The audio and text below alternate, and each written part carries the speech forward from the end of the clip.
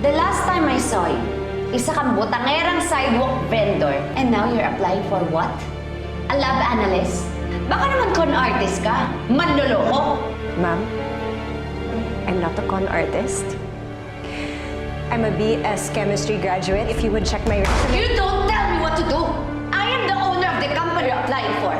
And I don't trust you and your so-called credentials. Get out! Get out! Ayos!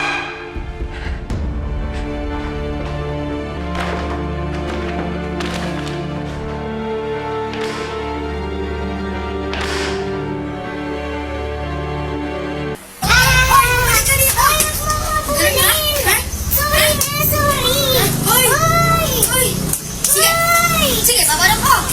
Sige! Sige! Bastos ka! Bastos! Ikaw ulit? Ha? Minasag mo yung kotse ko? Ha?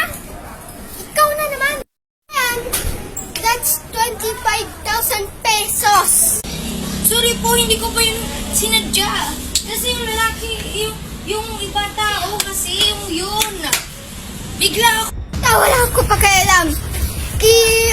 Ibayad mo yung kotse ko!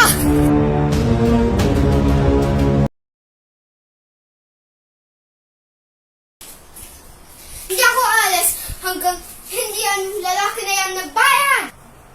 Ma'am, kapag dating na lang ho ng nanay ko, mababayaran ko na po kayo sa 25,000 pesos po. Kailan mo ko babayad? In 5 years? Wala ako pa kaya lang. Ibayad mo na ngayon. Ayoko sa iba araw na lang. Bakit? Ano kayo? Ayoko. Gusto ko na yon. Gusto ko na yon. Ibayad na aking kotse. Ibayad mo na kasi. Ibayad mo na. Ibayad mo na para hindi na ako gaganto. Bayad mo na. Bayad. Nay?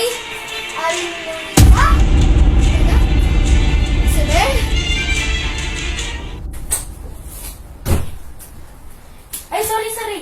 Isabel? Ano yun? Luisa? Dad, what are you doing here?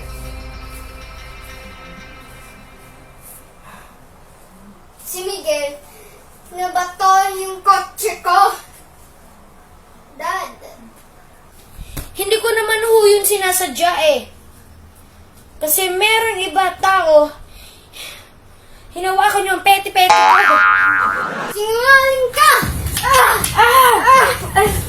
ba? Hindi po ako sinungaling.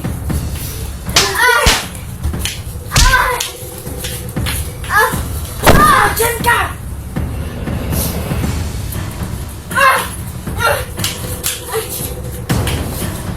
Balita. Sinisante mo siya? Dahil nag-aaral siyang trabaho?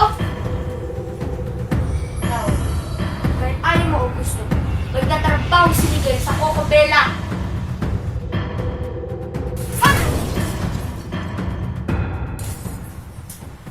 Ikaw ba lang, Luisa? Miguel? Miguel, anak. Mapunta ka na doon sa bahay. Susunod na ako doon sa bahay. Sige po, Nay. Salamat